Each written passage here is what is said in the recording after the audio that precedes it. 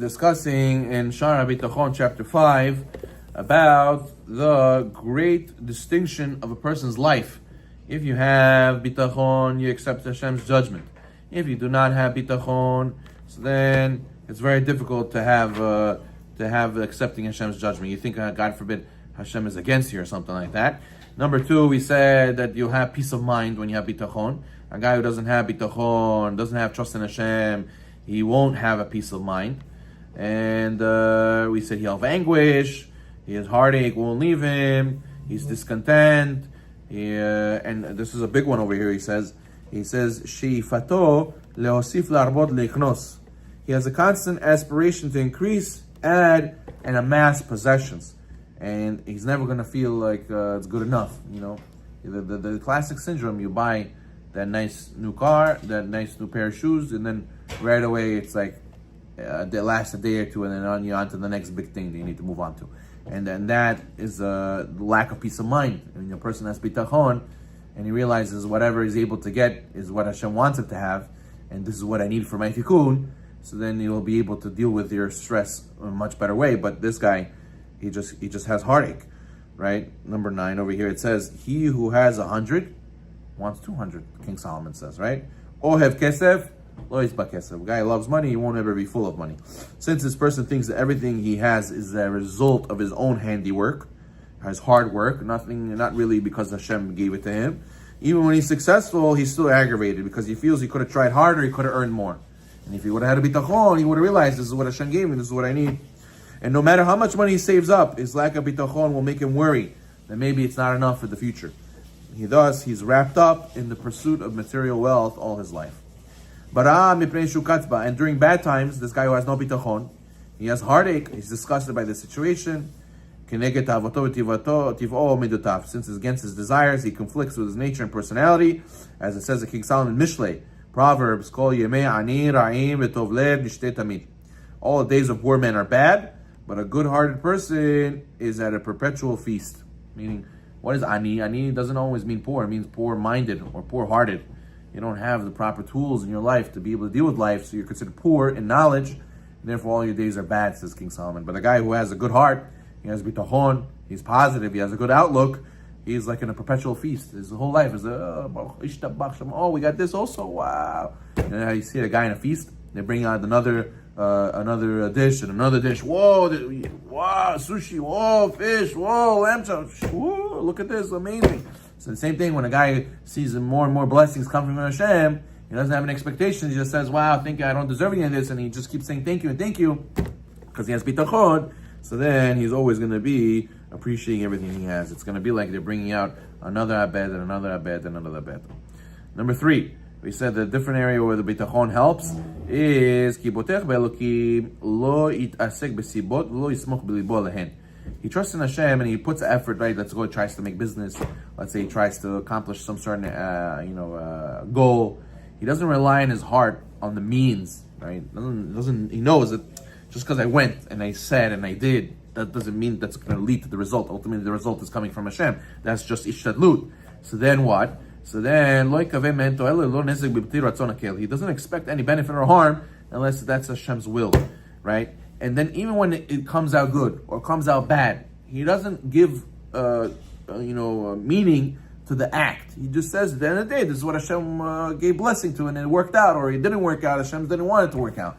But the guy who has no bitachon, he's sitting there blaming. He says, see, they went into the wrong business. I shouldn't have done business with this guy. It's my fault. His fault. It's their fault. And he starts looking and blaming and trying to understand why, who, when, where. And the person who has no bitachon, he has a hard life dealing with figuring out that conundrum. But a person who has bitachon, he says, listen, no matter what I would have done, Hashem didn't want right now. And no matter if I would have done something else, if Hashem wanted me successful, I would have made this money somewhere else. With a different person also. Whatever it is, Hashem has many ways. So therefore, that's why a person who has bitachon, he has a much easier life. Rather, when a guy who's bitachon, he engages in the worldly matters, he does it because he wants to serve Hashem, and Hashem said you have to do a part, you have to do ishtadlut. So he's just trying to fulfill the word of Hashem. He doesn't really care about the ishtadlut itself. So therefore, what he says, he'll thank Hashem for whatever He gives him. He'll have greater love and for Hashem, and not be attached to the occupation necessarily. He'll say any occupation I'll do really will give me the blessing I need, and he will not have more confidence in that occupation more than the others. He won't say, oh, this is the best occupation. At the end of the day, Hashem could give occupation anyway. He can parnasah through your occupation anyway. He says, however, the one who does not trust in Hashem, so then what? He tries to be busy with occupations that he thinks will benefit him, and pushes away the ones that reflect harm from him. And what? And if he does well, he says, you see, gold is amazing. See, gold is doing really well. You see, Bitcoin, you see, real estate, it's the best. You look how much money I made because of this. And then the other ones that he thinks they're not going to make money, he pushes them away and doesn't get excited about it. And he says, oh, he abandons it. He says it's no good. He talks bad about it. He becomes disgusted with it. He loses interest in it. And really, that's a falsehood, because really, it's not the occupation that gives the money. It's the person who has the bracha that Hashem gave him, and it's what makes the money. So therefore, that's what you have to realize. Number 4 is a person who has bitachon. כי בוטח באלוקים כשיוותר לו דבר על מזונו, יוצאנו במה שמפיק רצון הבורא יתברך, מנדיבות נפשו בטוב לבבו. This is a huge one. He says that when a person has a surplus of funds beyond what is required for his sustenance, he realizes that this money was sent to him for a purpose, and he knows that he will continue to provide.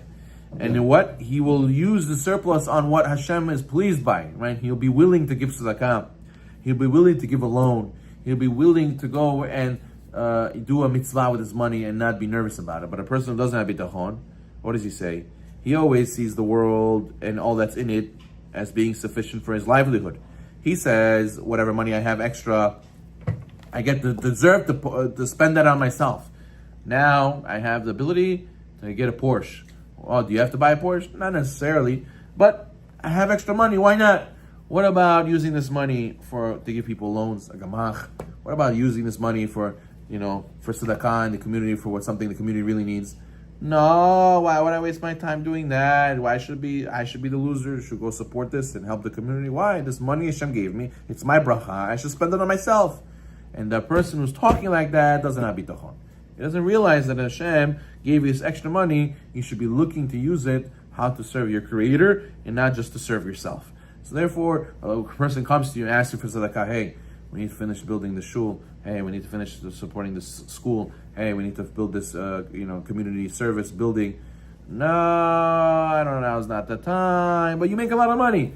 No, that's not for you. I don't have money for you. I have money for me. I'm going to go to Europe right now for 3 weeks and spend a lot of money on a vacation. But I don't have money for you. Well, who says I have to give you money? Maybe I'll give you a loan. Tzedakah? Why would I give it tzedakah? Maybe I'll give you a loan. Who knows? If it's the right time and it's a good mood and I had good coffee this morning. But Haz Shalom, this guy who has no bitachon or very little bitachon, he thinks that his money that Hashem gave him is only for him.